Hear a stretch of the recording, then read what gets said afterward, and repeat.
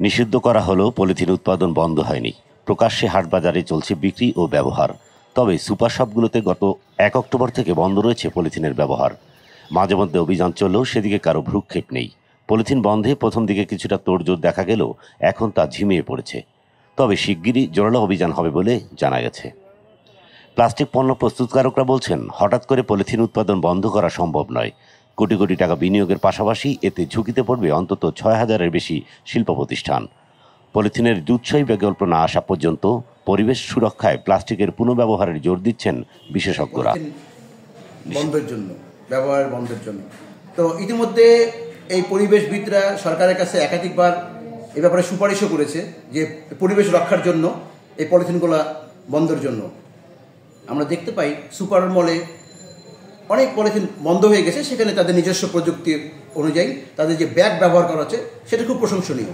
কিন্তু এখনও বাজারে এবং অন্যান্য মুদি এবং দোকানে দেখতে পাচ্ছি আমরা যে পলিথিন এখনও অব্যাহত, যে পলিথিনগুলো আসলে পরিবেশের জন্য খুব ক্ষতিকর হচ্ছে। সরকারের কাছে আবেদন জানাবো এটা দ্রুত। বাজার থেকে যত পণ্য কেনেন ক্রেতা তার চেয়েও বেশি মেলে পলিথিন। বেশিরভাগ ক্ষেত্রেই এসব পলিথিন মাত্র একবার ব্যবহারের পরই ফেলে দেওয়া হয়, যা পরিবেশের জন্য ভয়াবহ ক্ষতির কারণ। অন্যদিকে পলিথিন বন্ধের আইন বাস্তবায়নে কঠোরভাবে মাঠে নেমেছেন অন্তর্বর্তী সরকার। সুপার শপ, কাঁচা বাজার থেকে কারখানা সবখানেই চলছে অভিযান ও সচেতনতা বাড়ানোর কার্যক্রম। তবুও হাতের নাগালেই পলিথিন। ক্রেতা বিক্রেতারা বলছেন, পলিথিনের বিকল্প বাজারে পর্যাপ্ত নেই। তাই বাজারে এসে পলিথিন ব্যবহার ছাড়া অন্য কোনো উপায়ও নেই।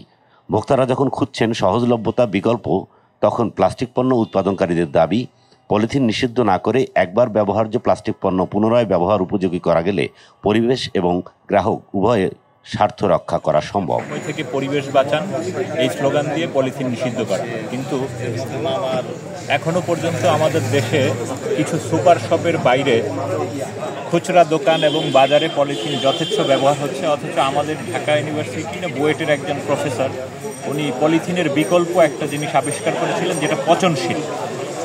সেটা দিয়ে এক ধরনের ব্যাগ বানানো যায়, সেটাও দেখতে পলিথিনের মতো, কিন্তু সেটা মাটিতে পচে যায়। ভারতে এই একই ধরনের জিনিস তারা বাণিজ্যিকভাবে উৎপাদন করে ব্যাপক ব্যবহার করছে, কিন্তু আমাদের দেশে সেই প্রকল্পে অর্থায়নই কেউ করতে চায়। বাংলাদেশ প্লাস্টিক দ্রব্য প্রস্তুতকারক রপ্তানিকারক অ্যাসোসিয়েশনের কর্মকর্তারা বলছেন, হঠাৎ করেই পলিথিন উৎপাদন বন্ধ করলে ঝুঁকিতে পড়বে সংশ্লিষ্ট শিল্প প্রতিষ্ঠানগুলো। পলিথিন পুরোপুরি বন্ধ না করে পরিবেশ দূষণ রোধে আগে বর্জ্য ব্যবস্থাপনা ঠিক করতে হবে। এদিকে স্বরাষ্ট্র মন্ত্রণালয় আজ পলিথিন কারখানার মালিক, আইনশৃঙ্খলা বাহিনীর ঊর্ধ্বতন কর্মকর্তা ও সংশ্লিষ্ট মন্ত্রণালয়ের কর্মকর্তাদের সঙ্গে যৌথ বৈঠক হয়েছে। এতে শিগগিরই অভিযান আরও গতিশীল করার বিষয়ে সিদ্ধান্ত হয়। ইসমাইল হুসাইন ইমু, এবিটিভি, ঢাকা।